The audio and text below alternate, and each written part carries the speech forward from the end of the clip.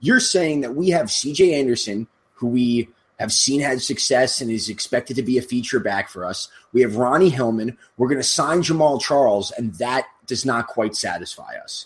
And to me, that's a huge red flag. You're listening to Let's Talk Fantasy Football, where men of fantasy genius have realized, hey guys, we don't need real football skills to dominate on the fantasy field. Yeah. So slap on your pads and grab your helmet. Shit's about to get real. Welcome back, ladies and gentlemen, to another episode of Let's Talk Fantasy Football. I'm your host tonight. My name is Nick Walsh. I'm here with my good friend, my co-host, my confidant, my I don't know. I was going to say lover, but I don't think that's accurate. We'll meet in the middle and go cuddle buddy. Okay, yeah, sure, that one. I'm here with Rogers. I'm here with Matt Rogers. What I should do before we get into the meat and potatoes of this podcast is I should give a shout out here to BenchBoss. That's right, that's BenchBoss. You know them as View Pick, but they've got a brand new name. That doesn't mean anything's any different, though. They're still the revolutionary app that allows you to play fantasy football live while watching the game on TV. Predict the plays, the results of the play, and literally play fantasy football. And you can sign up for the beta now by going to letstalkfantasyfootball.com/benchboss. I believe it is benchboss.tv is their new URL. Definitely check that out. Same site we've been, if you're a listener, a consistent listener, same site that we've been recommending to you guys for a while, just brand new name. So guys, we have some stuff to get into. We're going to give you a little bit of news, and then we're going to go through each and every game.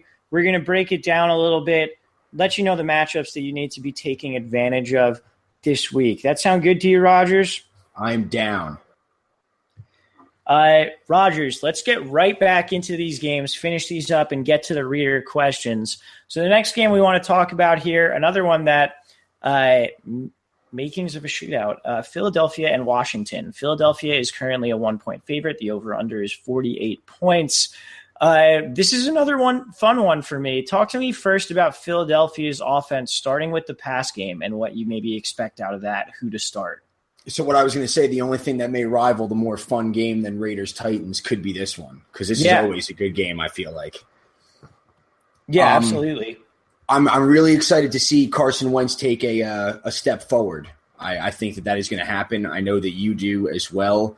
Maybe even if he's got some, bad moments in this game, the Redskins defense is underratedly good, I think, as it has been in past years.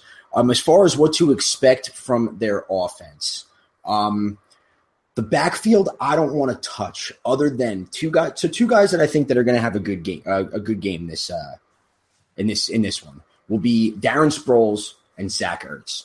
And I think possibly Torrey Smith, but not enough to start. So if I own Darren Sproles and I'm in a situation where I have to, though you probably aren't, he's going so late in drafts, I think that he's going to have a big week in a shootout style sort of game. The reason I feel this way is Smallwood obviously could have a role going forward. Some people took late flyers on him. Nothing that you're touching week one.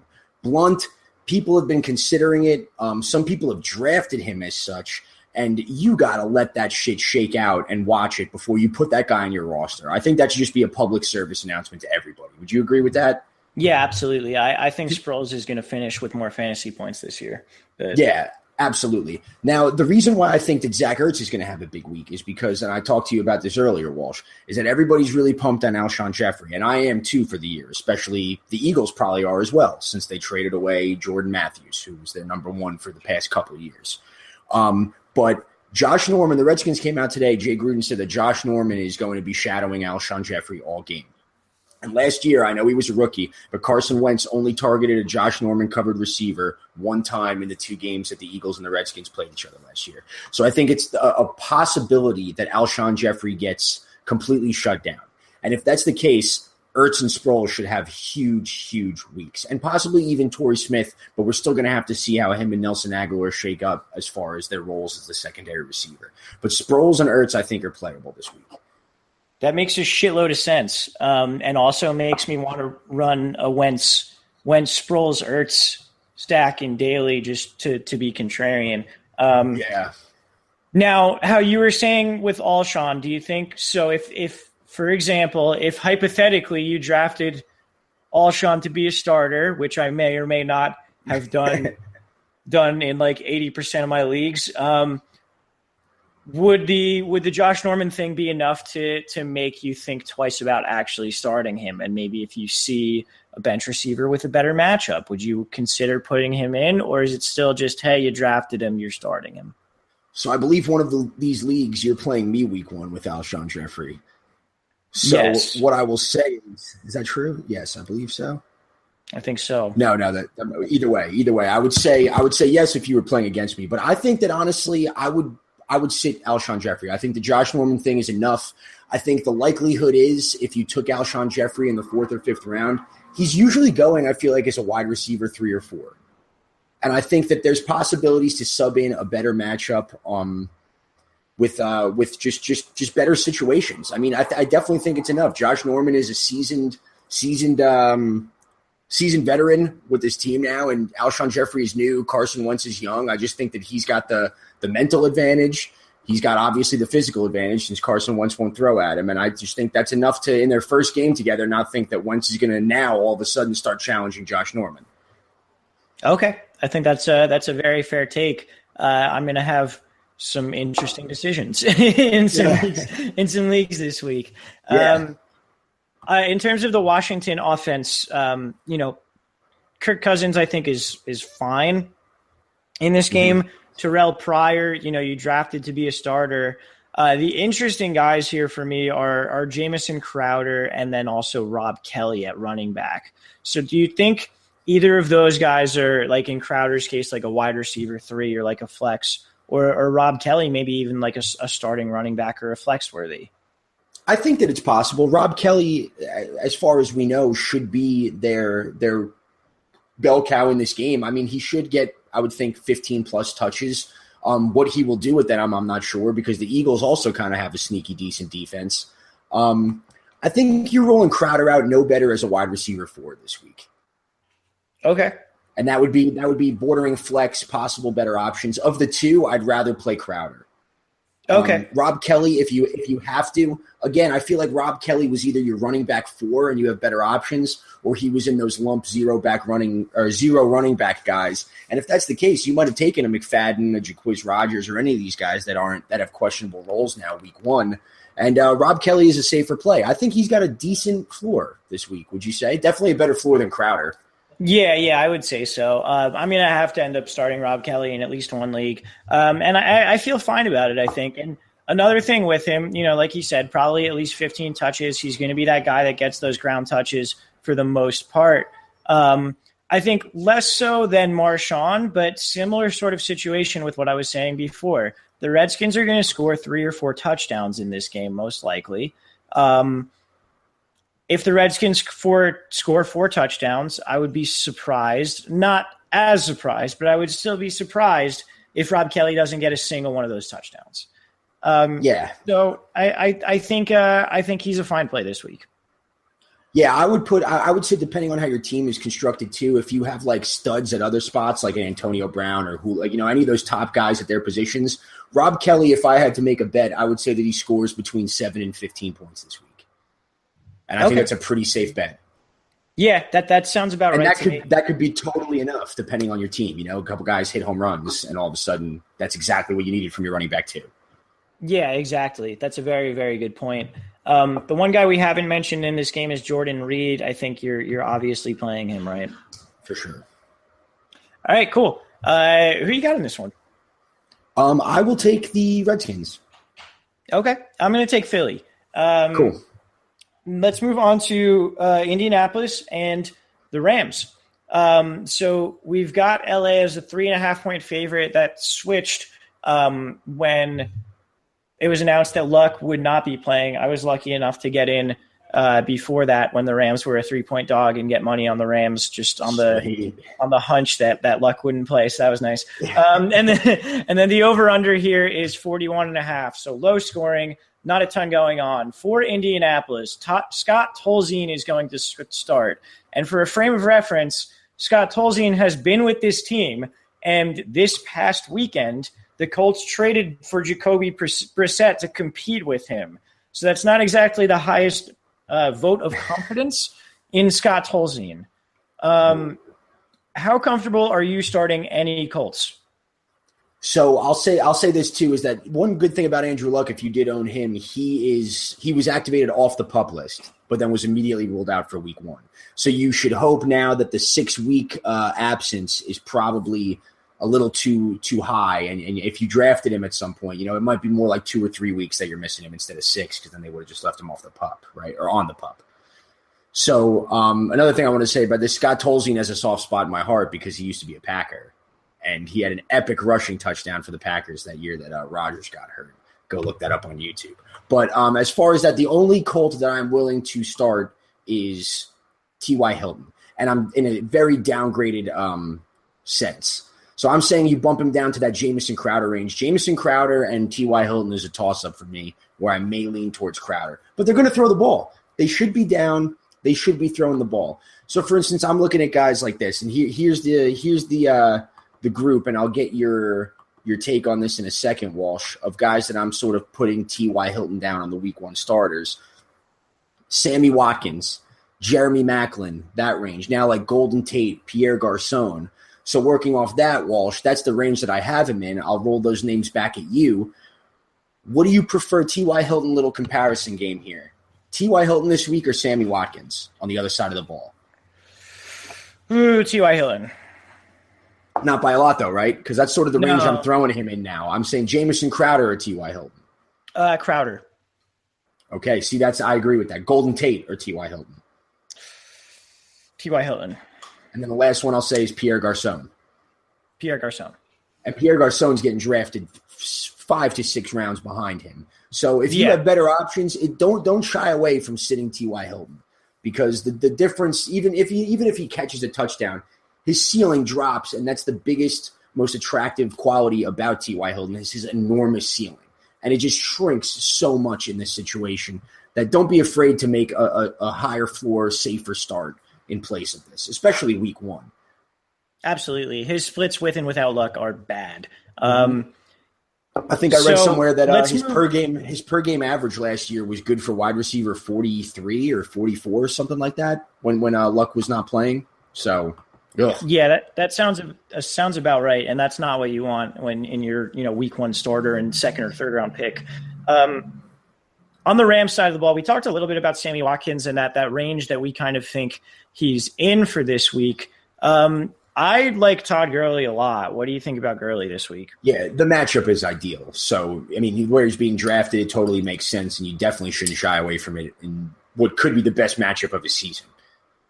Yeah, absolutely. Is there anyone on the Rams that you want to start, going through there, like any Cooper Kupp or, something like that? No, not at all, especially in season long for sure. All right, fair enough. It'll be interesting to see. I think a lot of people might get high hopes for the Rams offense after this week. Keep in mind, this is the fucking Colts they're playing. Yeah. People have said that Jared Goff has looked pretty decent as of late. I've read. Yeah, no, he's looked good in preseason, and they do have Sean McVay, the new play caller, so that should make a difference. You're right, though. This is not the game that puts you over the edge on them. No, this is, if they have a good game this game, you say good, you should have had a good game this game, Yeah, exactly. Good call. So, who are you taking here?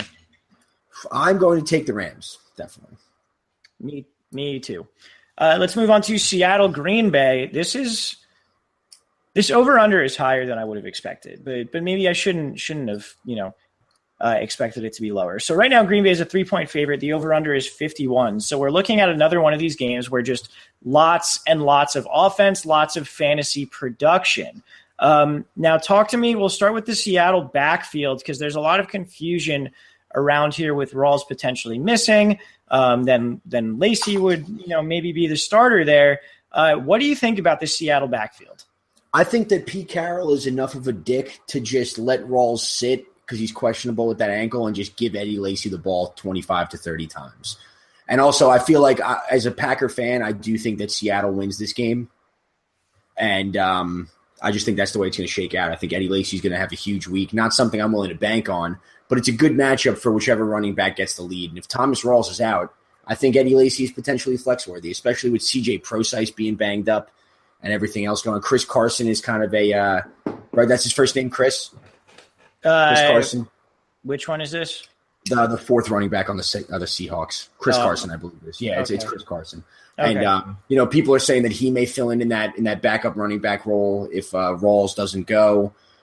Don't bank on it, but I think that this will be a shitty week to try and decide how this shit's going to shake out, because I think it's going to be all over the place to start. But I think by week 7, however it's going to go, is going to be a little more clear cut. Fair enough. And yeah, just keep your eye on the inactives. Hopefully you're not in a situation where you need to start any of these guys, but maybe you are. If you are, keep your eye on the inactives there. In the past game, Russell Wilson is a must start. Doug Baldwin's a must start. Jimmy Paul Graham. Richard. Yeah, Jimmy Graham. Is Lockett going to play? I'm not sure. I actually did not see. I just saw that he was questionable, and I didn't investigate any further. Okay, because I know Paul Richardson has been running with the starters. Wouldn't make the worst punt play in the world. Not that anyone really drafted him. Oh, Tyler Lockett is also practicing in full. Okay. That being said, Richardson was running with the starters, so you shouldn't really be playing either of those guys week 1. But keep an eye on the snaps. Keep an eye on who Russell Wilson is targeting, because if Wilson is as good as a lot of us think he will be this year, there's going to be enough production to go around to another wide receiver. Right. On the Green Bay side of the ball, talk to me about the Packers, including that backfield and just what you expect out of everyone this week. Yeah, just their O-line is hurt again. Their secondary is hurt again for the most part. They just made a couple different defensive signings, so I'm hoping this game we can hang with them defensively a little bit more, Seattle. You got to play Rodgers. He's had some duds. It sucks for NFL ratings that we have to play the Seahawks like the first 1 or 2 weeks, I feel like, every single season, right? Does that feel that way to you? Packers, Seahawks, like a thing? Yeah, definitely. And, you got to roll Rodgers out there. I'm still confident in Jordy, obviously, and Devontae Adams. I think those 3 are borderline matchup proof. I mean, if you're not going to sit him against the Seahawks, who are you going to sit him against? Ty Montgomery, I would kind of lump into that as well. Definitely temper expectations, though. I mean, if Aaron Rodgers rolled out 12 fantasy points this week, would you be that incredibly surprised? I would be very surprised, yeah. Okay. Because, I mean, I don't think it's likely, but it's happened. When their offense has been just as good. The Seahawks have been adding everybody on defense. I think they have like 8 Pro Bowlers on their defense right now. I'm optimistic, but hesitantly optimistic, if that makes sense. You got to roll those guys out there, though. They're matchup proof, don't you agree? I would say. Yeah, absolutely. One of my quiet takes this year too is that I think the Seahawks defense this is going to be the year where we see them. Kind of stop being this vaunted defensive unit that we've come to regard them as much, and maybe come back to earth a little bit. That's interesting. Not a bad take, but it might be one of their better years on paper. Yeah, I think the cornerbacks aren't going to be that good this year. Cool. I think Sherman is on the downslope of his career, which I think is going to make a big difference in that defense. So. We'll see what happens, but yeah, it's more of a hunch than anything else. So I don't want to put too much into it, but yeah, I expect the Packers to put up a lot of points here. So I want to ask you, Walsh, before we move on, if Rawls is ruled out like Saturday or early Sunday, are you cool starting Lacy in the flex compared to some of these other guys? Yeah, I think I am. I mean, just volume wise, right? He's a guy. He's going to get fed, dude. I think it's so definitely going to happen that if Rawls is out, that he's just going to be the guy all game against the Packers. It makes so much sense. Yeah, and I mean, they're saying C.J. Procise is 100% healthy, so we'll see what happens there, and whether they use him a decent amount. But yeah, I mean, you would think that's at least you would think minimum 15 touches for Lacy, right? If Rawls doesn't play. Oh yeah, absolutely. So yeah, I mean, 15 touches at the running back position. That's a flex worthy guy to me. Yep. So yeah, I'm about it. Cool. You said you think Seattle's going to win this one. Is that who your pick is? It should be, because I did say that, and in my heart of hearts, I would say it's like 60-40 leaning towards Seattle, but it doesn't feel right to pick against Green Bay week 1, so I got to take Green Bay. All right, I'll take Seattle for your side of the mind. I knew that's why you asked that, and I feel bad because I'm just copping out. Like, I think the Packers will lose, but I picked them to win. You're just like, oh, my logic, I guess. What do our picks here really mean anyway? So it's all right. Everything. Everything. All right.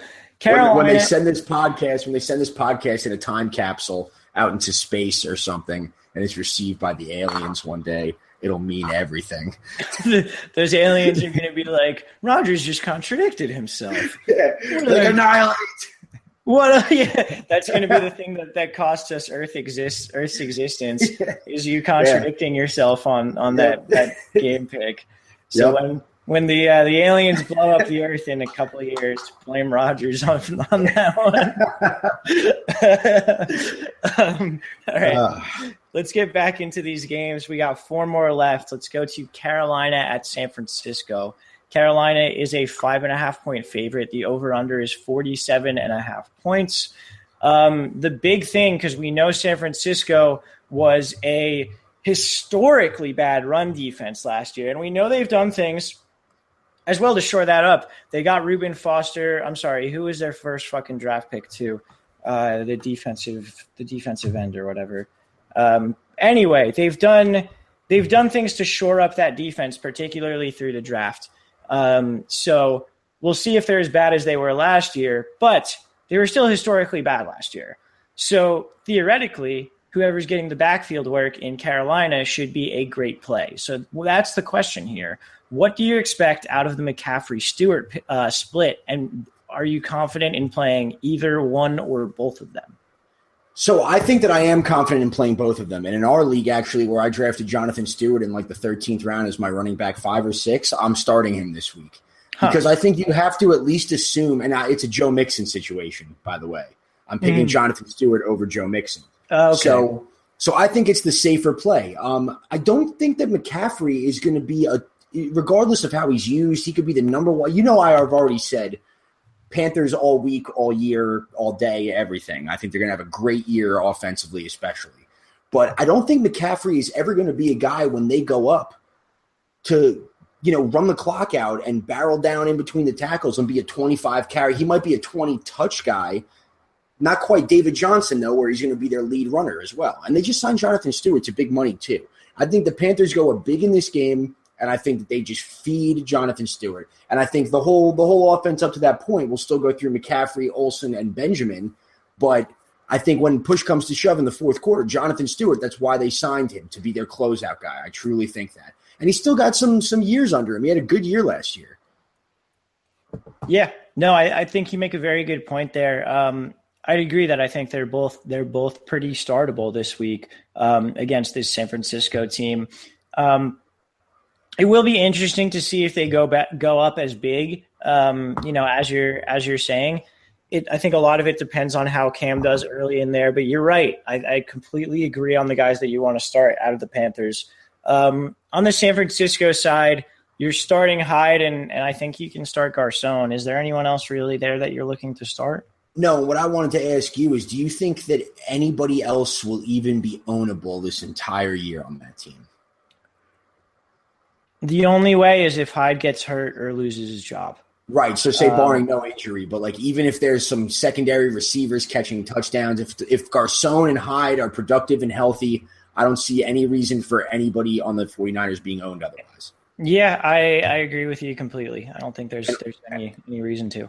Also, just to interject, because I know you know this as well, the 3rd overall pick for the Niners in this year's draft was Solomon Thomas, right, the D lineman. And I also took the opportunity. This is a great pitch for us. I asked Alexa, the Alexa app, which if you download the Let's Talk Fantasy Football app on Android or iOS, you can use your Amazon Alexa Echo or Echo Dot to access our app. And you guys should totally do that shit, because I just did.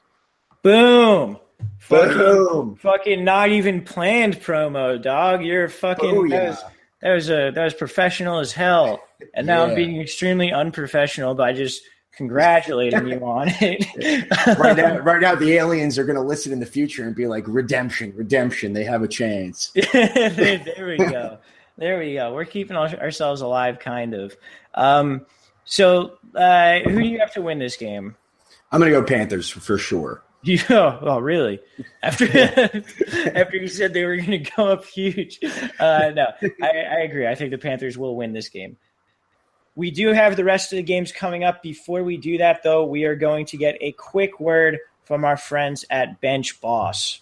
This year, dominate your friends with free play-by-play fantasy football from BenchBoss. BenchBoss is the first play-by-play fantasy football game where you must think like the players and coaches on the field as you predict the outcome of every play. Earn rewards as you compete against friends and fans across the country. BenchBoss is currently recruiting beta testers, and we need you. Visit benchboss.tv to learn more and sign up today. All right, guys, we're back. That was our friends at BenchBoss. Again, that's formerly ViewPick. Make sure you go and check them out. Let's move on to the Giants and the Cowboys. As we said, Zeke is playing. Will Odell play? That's a huge question. But before we get into that, Dallas is a 4-point favorite right now. The over-under is 47.5. So we know that Zeke is playing. You are obviously playing Zeke, and you are not playing McFadden because of that. Talk to me about the Dak, Dez, Cole Beasley, Bryce Butler. No, not Bryce Butler, probably. No. But talk to me about the rest of that Cowboys offense. I'm down with Dak and I'm down with Dez, but one of the things that I was off on Dez for, and it was stupid because I was very on Dak in the offseason, but kind of off Dez, and the reasoning is aligned for their success, goes hand in hand. It's just not a great schedule, and Dak played terribly against the Giants last year. Dez didn't play particularly well against the Giants last year, especially on the road. Or no, they're in Dallas, actually. They're in Dallas. So Dak also had a home road split situation towards the end. I mean, I guess every quarterback plays better at home. I'm still about it, but I'm wondering if you're in like a 10-team league and own Dak, if there's better options, if there's those Carson Palmers and Tyrod Taylor. I would say no. I would still lean towards Dak. You got to start Dez, but I'm definitely not expecting that to be the bulk of my production this week. Okay, that's fair. I'm pretty much in the same spot there, where you got to start Dez. I was off drafting Dak to begin with, so I don't own him at all. And I guess if you drafted him, you're starting him, but I don't think you need to by any means. I'm playing Dak against you this week, bitch. That sucks. Oh wait, no, that's good. Yeah. I don't think he's going to do well. All right. Let's move on to the Giants. The big question here is Odell Beckham Jr. going to play? The latest news is that he's day-to-day, though I think the quote was that he's more hopeful than anything else. So it's like he says he's – Odell scoop. What's that Odell scoop? I got that Odell scoop. So today at Giants practice, before the practice, he worked out on the sidelines without a brace, without any sort of support on that ankle. And then, the media was just going crazy about it, oh, Odell's already. And then when practice started, he didn't practice with a team.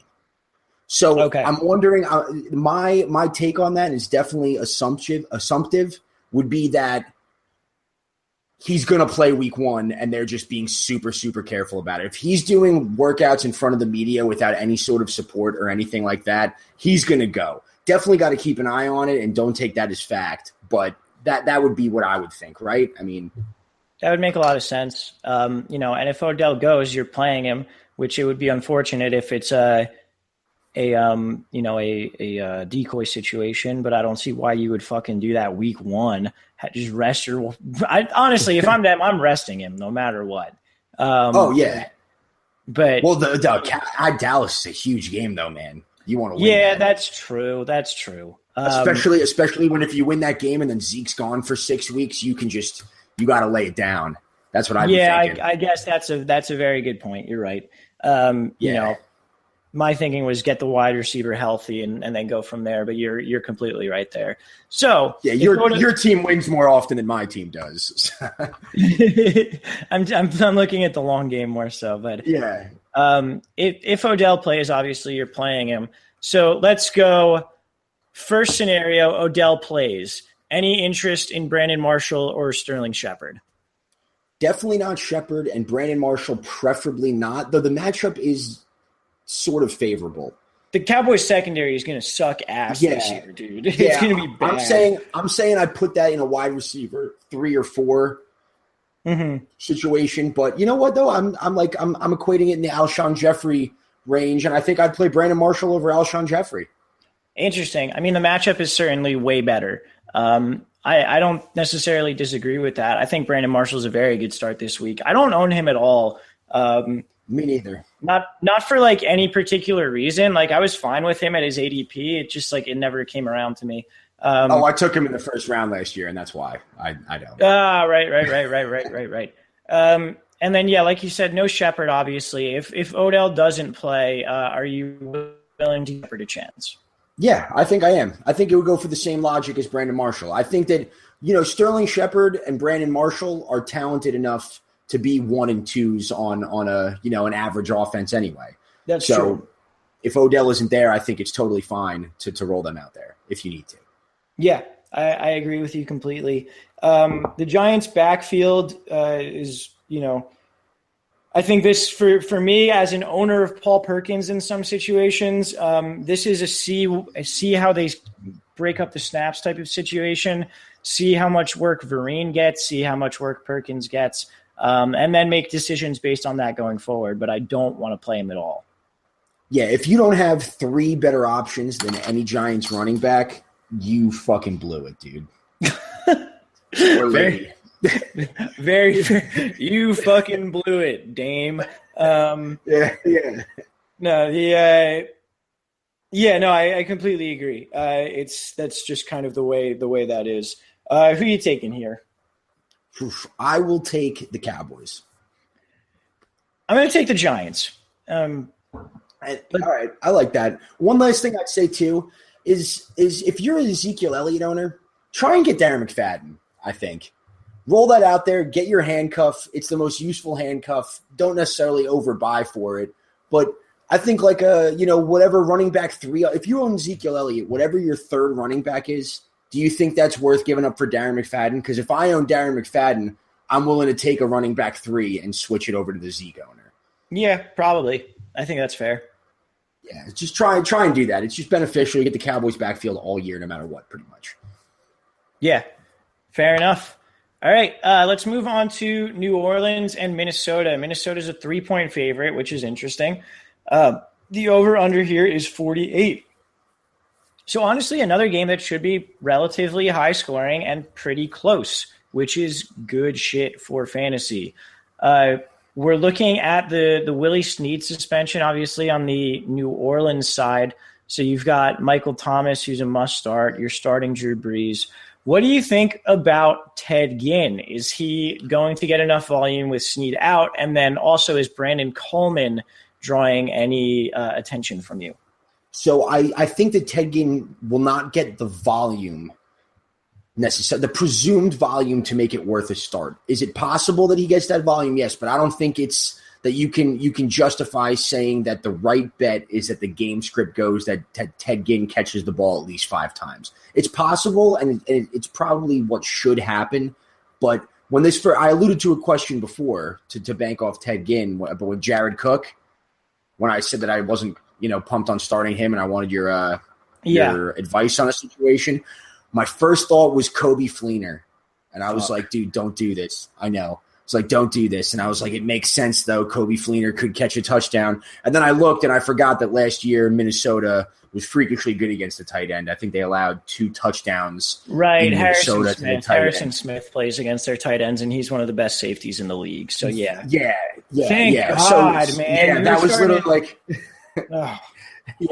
Yeah. That was pretty much my rationale, and I wanted to bank that off you. And what I wanted to ask before was, can you talk me back into Kobe Fleener? And it seems like you don't want to or should. No, I fucking hate Kobe Fleener.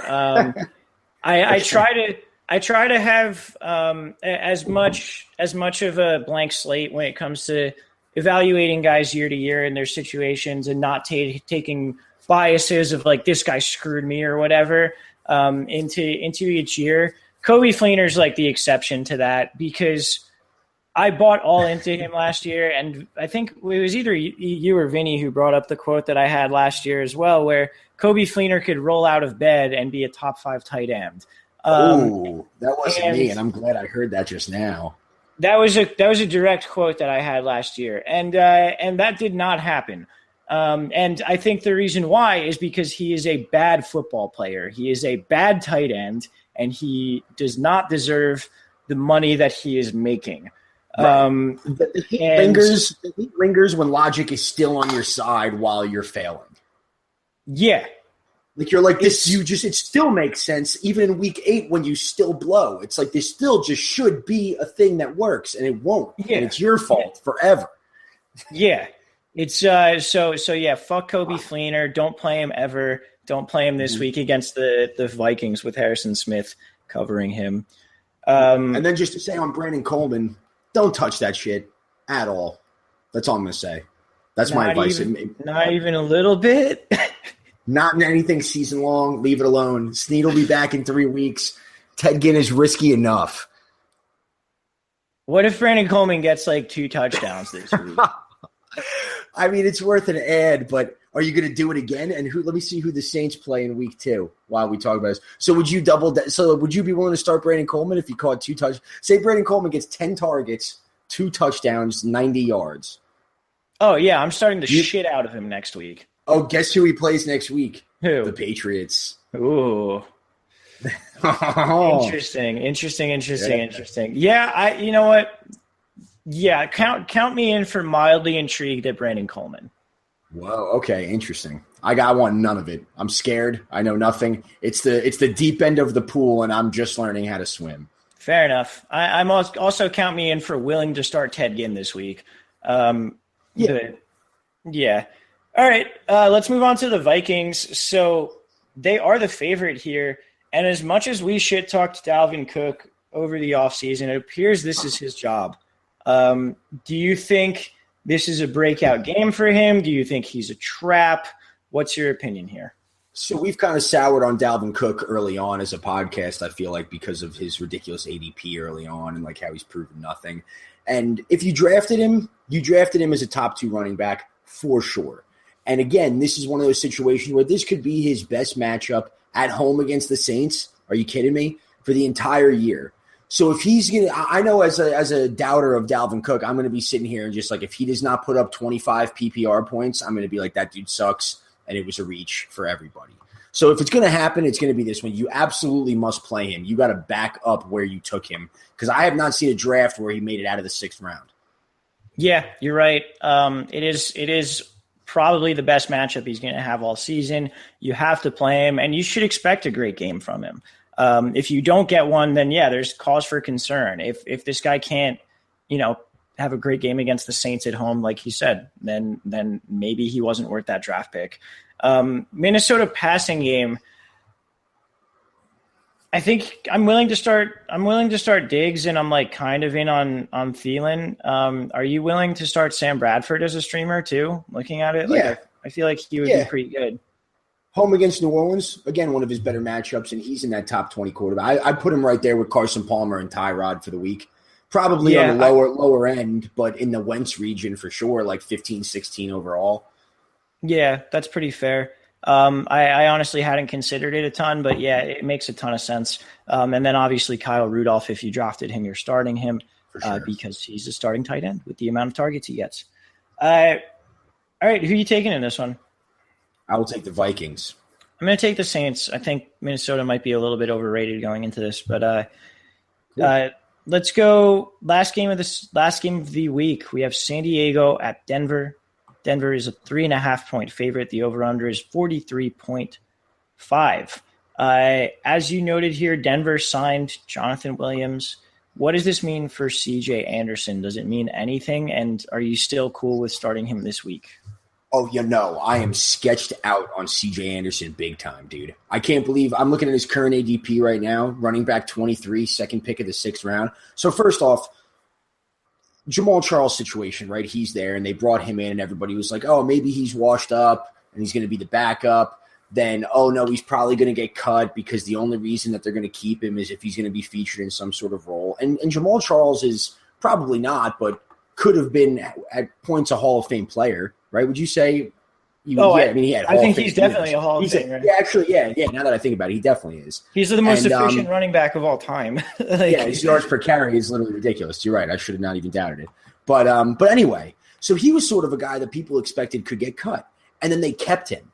And when they kept him, the word started going around like, whoa, if Jamal Charles is being signed to the 53-man roster and they have 3 running backs, you would assume it's with some sort of plan and some featured role. So C.J. Anderson buyers were like, whoa, this is weird and I don't love this. And then you go ahead and trade for another running back? Or was it a trade? Yeah, it was trade. No, they claimed him off waivers? It was waivers. Waiver claim. Yeah, because the Bills cut him. Right. I apologize. That's right. So, but either way, I mean, you go out and you get another like number 2 quality potential running back. What does that say about C.J. Anderson? Not even just for the game-to-game crowded backfield, but their faith in him going forward. Because Jamal Charles is a potential guy that it's like, hey, let's see what we got. Let's see what he's still got in the legs. But Jonathan Williams is a young guy. Yeah, that's definitely fair. My thinking with Jonathan Williams is there are three possibilities with him. 1, the Bills are a terrible franchise that can't evaluate talent. 2, the Bills are tanking and just didn't want the good backup running back on their team. Or 3, he sucks. And I feel like to be cut on a team where they have no fucking running back depth whatsoever, Mike Tolbert is their next running back up. Like, either the Bills have to be complete morons, which is definitely possible based on their offseason moves, or they have to be, just throwing this season out the window and trying to tank for the first pick, or he's really bad. Finish, Yeah, he could be really. But the way I look at that is if you're the Broncos, you're saying that we have C.J. Anderson, who we have seen had success and is expected to be a feature back for us. We have Ronnie Hillman. We're going to sign Jamal Charles, and that does not quite satisfy us. And to me, that's a huge red flag. Yeah, that's fair. They don't have Ronnie Hillman anymore. They have Devontae Booker still there. Oh, they don't have Ronnie Hillman? Oh, yeah. No. He went to the that's what I meant. Yeah, because he went to the Vikings last year or something like that. Yeah, right? yeah. They have Devontae Booker. Yeah, no. Devontae Booker. Yeah, but still, the point still stands. Yeah, no, absolutely. It's a very good point, and it's that they're clearly not cool with just rolling in there with C.J. Anderson as the guy. So that's definitely fair. I still think he's probably worth starting this week, but I mean, I'm concerned season long. I don't know. Yeah, I'm out on C.J. Anderson for this week and definitely season long. I'm glad I own none of him. Okay, fair enough. Denver passing game. Are you starting Thomas and Sanders? Yeah. I think that's a good matchup. You probably drafted them as such. It's like week 1, you kind of just got to go with what the team that you made. Yeah, that's pretty fair. And then the Chargers side of the ball, obviously Melvin Gordon's a guy that you're not sitting. Keenan Allen is likely a guy you're not sitting either. Is there anyone else like the Tyrell Williams or like Travis Benjamins or Hunter Henrys, which I'm still convinced Hunter Henry was a terrible draft pick, but is there anyone else on that team that you're looking to start?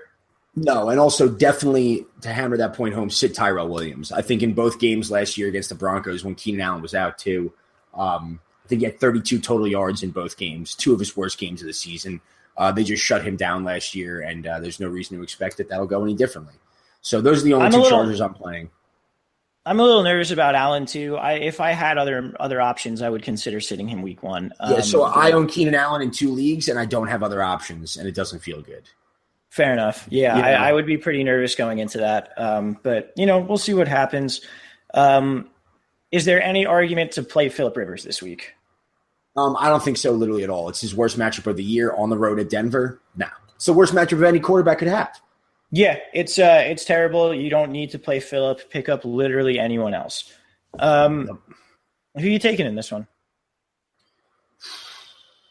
You know what? I'm going to take the Chargers. All right, I'll go with the chalk then, and I'll take Denver. But I am intrigued by the Chargers. I bet the Chargers over this year in terms of the win totals. So I've seen that as people talking about that, and I'm not educated enough to know. It's honestly, for me, it's just that they've been so hurt, particularly at the offensive line. I've said every year for the past 3 years, their offensive line will be better this year, and it hasn't gotten better because they just get every player on their offensive line gets hurt every single year. It's like the weirdest thing I've ever seen in my life. So that's my big one. And you're a Mets fan, and not to cross over sports, but that's saying something, dude. Yeah, right. If the New York Mets had 4 guys needed season-ending surgery from swinging a bat. So that's saying something. That's a serious statement. Yeah, no, for real. All right, so that does it for the games. Let's get into a couple reader questions before we close it out for this week. First question from Chris.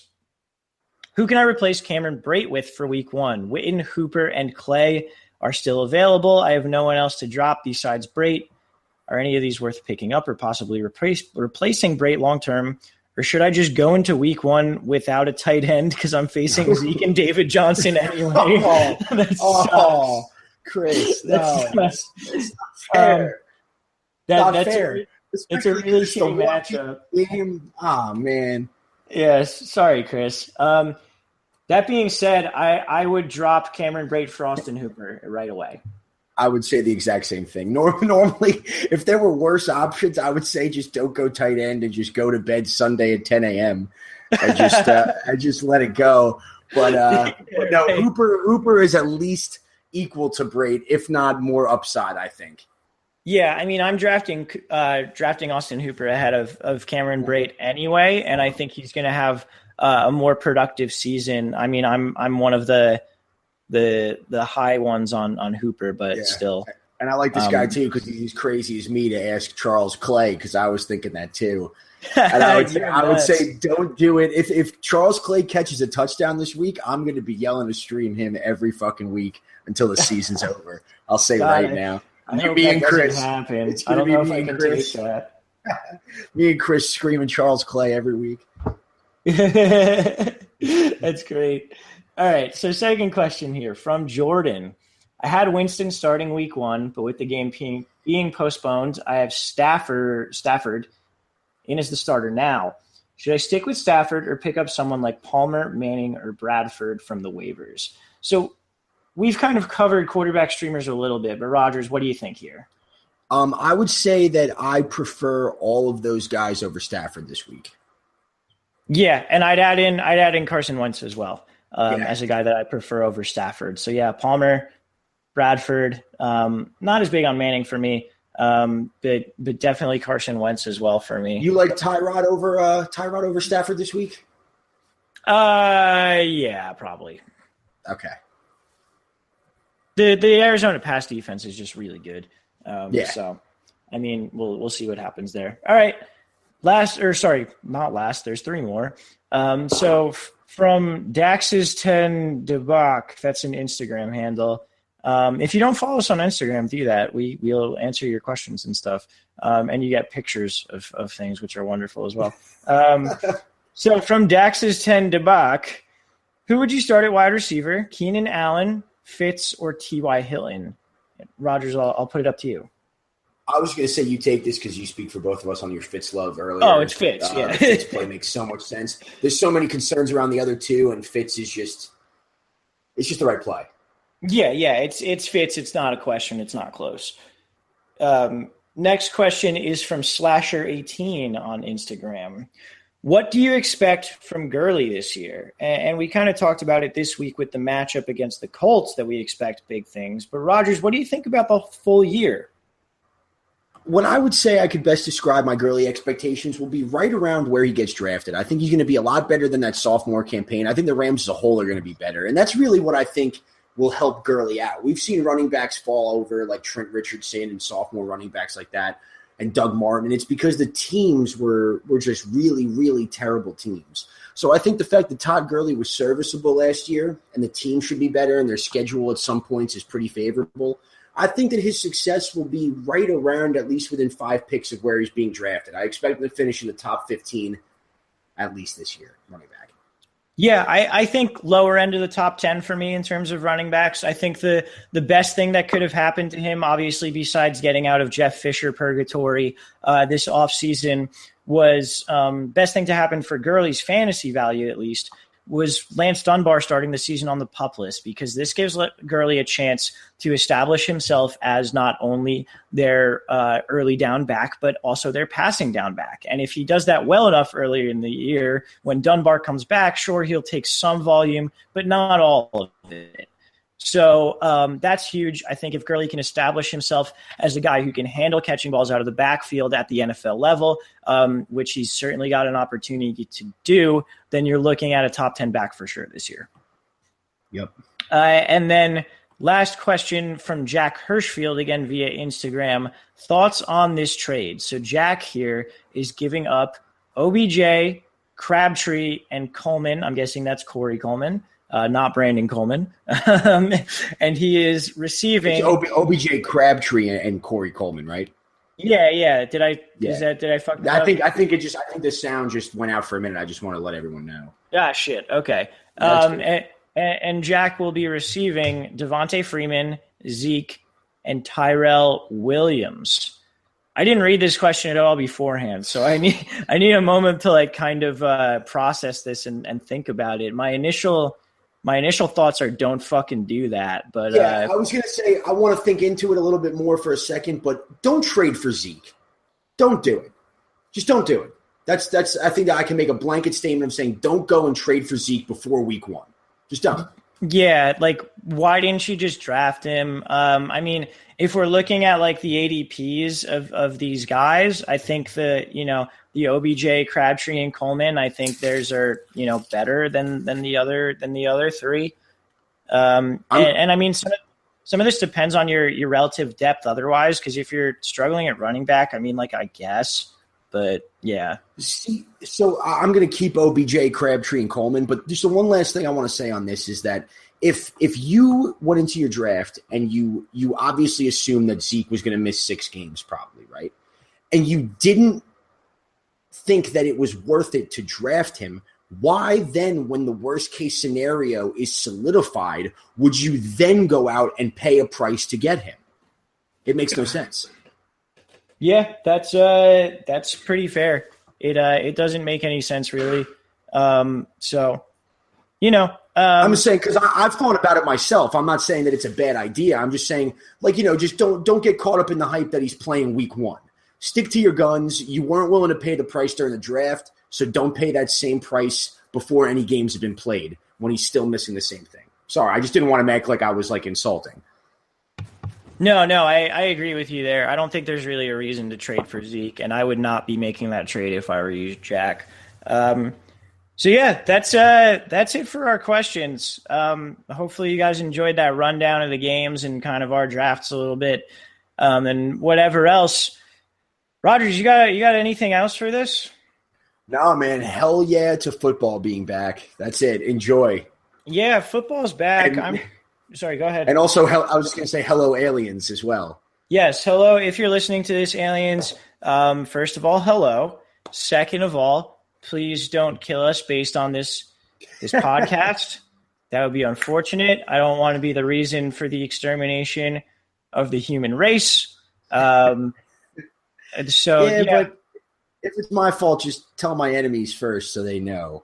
Right. So they can get that's why it happened. Yeah, you are dying because of this asshole. Yeah, that would definitely be the ultimate like fuck you to send them off. Anyway, enemies. Yeah, just enemies, not friends. Because then yeah. No, that makes a lot of sense. You're making a lot of sense here, Rogers. I know. All right, so before we let you guys go, we just want to say, thank you for listening. Make sure you're following us on Twitter.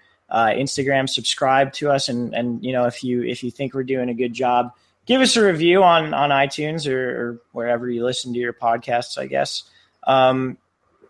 Make sure you check out, as Rogers so smoothly put in before, make sure you check out the Let's Talk Fantasy Football app available on iOS and Android, and it is compatible with your Amazon Echo or Echo Dot.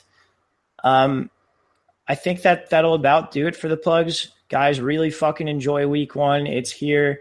The drafts are done and we enjoyed those, but now it's football season. It's time to fucking beat all of our close friends and coworkers and whoever else you play with at fantasy football. And that's what we're here to help you do. So for Rogers, I am Walsh. Later, podcast. This has been Let's Talk Fantasy Football. Thanks for listening.